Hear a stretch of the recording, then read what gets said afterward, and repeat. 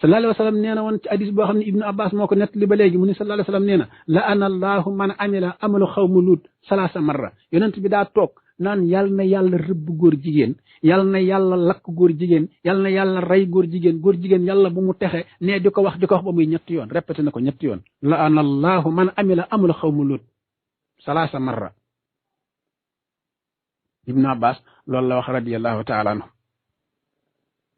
mu del waxaat ci beneen hadis moom ibnu abbas ba léegi mu ne yonent bi sallallahu alayhi wa sallam nee na fii man amila amalu xawmu lut yaqtulul fa'il wal maf'ul bi mu delluwaat ci la ma waxoon mu ne yonent bi nee na képp koo xam ne mbirum góor jigéen lay def na ngeen ko rey moo ki mu koy defanteel mooy juge bi ak complément bi na ngeen leen boole rey jëlee nañ ci jaabir ibnu abdullah radiallahu taala mu ni yonent bi sallallahu alayhi wa sallam toog na ba yàgg mu ni